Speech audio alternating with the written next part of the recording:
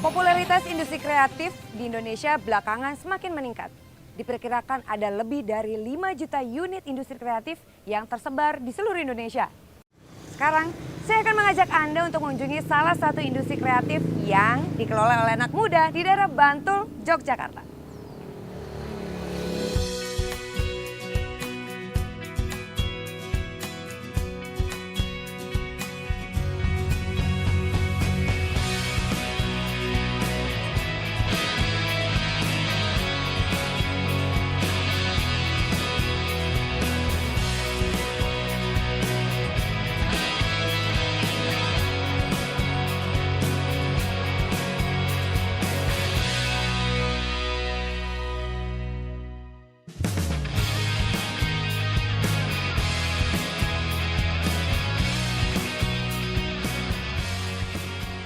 Awalnya kita riset ke speaker kayu dengan berbagai macam finishingan.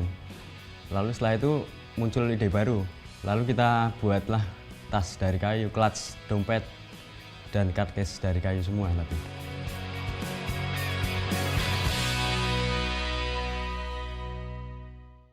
Saya boleh duduk sini ya? Monggo. Misi Mas. Mas Dodi, tadi saya lihat di depan kalau speakernya itu tidak menggunakan listrik. Nah, itu gimana caranya speaker ini bisa mengeluarkan bunyi tapi nggak pakai listrik? Oke, jadi mulanya kan dibuat pola dulu. Ini? Ya, itu proses membuat pola. Ada sekitar 12 pitches. 12 pola yang berbeda ya? 12 pola yang berbeda. Oke. Ada 8 dengan ketebalan setengah senti, 4 dengan ketebalan 1 senti. Nah, prosesnya dengan prinsip resonansi. Setelah pola kita gabungkan akan jadinya seperti ini. Oh, ini yang sudah digabungkan itu ya? Ini yang sudah digabungkan. Oh, wow. Nah, prinsipnya begini. Prinsipnya bagaimana? Ini untuk tempat HP-nya yang berbeda-beda. Untuk seri apa nanti kita ganti ininya saja. Ini ada lubang yang lurus tembus ke sana, lubang itu. Oh iya, ke situ ya. Nah, suara akan dialirkan ke sana. Di dalam sini itu ada lubang. Nah, ada ruang itu. Fungsinya adalah menyimpan bunyi. Setelah disimpan, kemudian akan disalurkan ke sini bunyi itu. Oh, disalurkan ke sini. Ada lubang. Dari gitu situlah di terjadi sini ya? perubahan bunyi yang lebih keras. Dari situ yang membuat suara menjadi lebih besar gitu ya. Bunyi yang keluar jadi lebih lantang dan lebih besar. Wah, kreatif ya.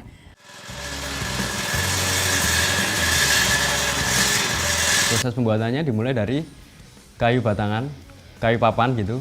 Kemudian kita potongin ukuran 10x10, 12x12. Setelah itu kita buat polanya. Buat pola, kemudian kita bentuk dengan gergaji polanya seperti apa. Untuk satu speaker kita butuhkan 12 pitches pola. Dari 12 pitches tersebut kemudian akan digabungkan dan kemudian dihaluskan setiap sisinya. Masuklah ke finishingan. Finishing ada 4 yang kita gunakan di sini. Pertama adalah semprot, kemudian sampling, itu adalah pengamplasan bertahap dengan tipe amplas yang berbeda-beda. Yang ketiga adalah rustic, kayu, kita keluarkan seratnya. Setelah itu kita beri warna sampai 3 layer. Yang ketiga adalah bakar. Kayu kita keluarin seratnya dulu, kemudian kita kasih api. Yang lebih rumit lagi sebenarnya untuk membuat packagingnya. Packagingnya itu terbuat dari kotak dengan pintu dari kayu semua. Itu inspirasinya dari meja-meja televisi tahun 70-an. Semua prosesnya dilakukan dengan tangan yang membutuhkan konsentrasi untuk detail dan kerumitan tersendiri.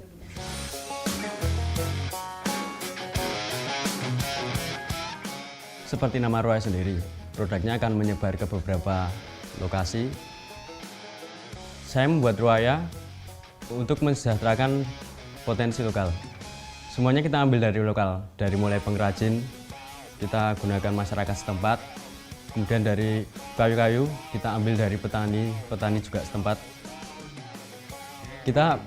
Tujuan utama kita bukan semata-mata penjualan, Tapi yang paling utama adalah menciptakan inspirasi bagi yang lain.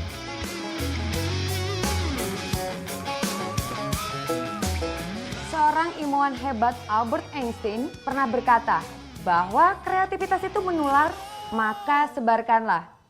Kita tahu bahwa pada usia muda ide, kreasi, dan kreativitas masih sangat tinggi.